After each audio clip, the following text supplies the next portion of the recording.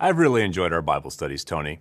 Even though it's been a challenge for you to study every week, we always have good discussions. Yeah, I like what you show me from the Bible. It's so different from my church. As we considered before, Jehovah wants people to come to an accurate knowledge of truth, like it says at 1 Timothy 2:4. But there's more to it than that. What do you mean? Well, imagine for a moment that you lived along the coast, where there's a danger of tsunamis. If you heard a tsunami warning, would you be saved if you just recognized the warning and knew how to evacuate? No, I'd have to get out of the danger zone. Exactly. So do we truly benefit if we only learn what Jehovah requires of us? No, I guess not. Jesus gave an excellent illustration about the need to apply what we learn. It's found at Matthew chapter 13, verses 18 through 23. Would you please read that for us, Tony? Sure, it says, "Now listen to the illustration of the man who sowed. As for the one sown upon the fine soil, this is the one hearing the word and getting the sense of it, who really does bear fruit and produces, this one 100 times more, that one 60, the other 30. Thank you. So of all the situations Jesus describes, which one do you think resembles yours the most? I don't really know. Well, let's look again at the example of the one sown upon the fine soil. According to verse 23, how did he respond after hearing the word? He got the sense of it and produced fruit. Right. So he responded to what he learned and made the needed changes. What about the other three in Jesus' illustration? Something prevented them from responding. Exactly.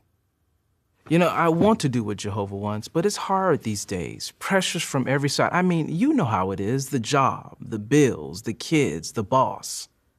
It's challenging to seek God's kingdom first and to balance all of our other responsibilities. But it is possible. I remember when I first started studying, everybody opposed me, even my wife.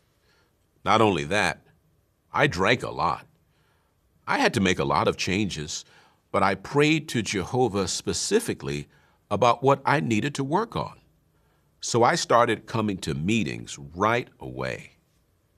Being with the congregation helped me to apply what I was learning. I really could see how Jehovah was blessing my efforts. He became my father and my friend. I really tried to apply James 4:8.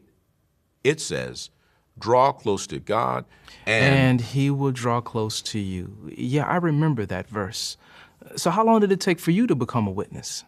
Well, each person is different. For me, from the time I started studying until I dedicated my life to Jehovah and got baptized, it was a couple of years. I'm so happy I started attending meetings and never looked back. I'm not sure I'm ready for that kind of commitment. Maybe someday. We appreciate your honesty. For now, though, it's best that we discontinue the Bible study. I'll stop by from time to time to see how you're doing and to share a scriptural thought. But keep thinking about Jehovah's warm invitation and his promise at James 4:8. Talk to him specifically about your challenges and the changes you want to make to please him. And you know the schedule for our meetings at the Kingdom Hall. We'd love to see you there. If you'd like to resume the study at some point, let me know. You have my contact information. Thanks. I appreciate that. Let's say a prayer.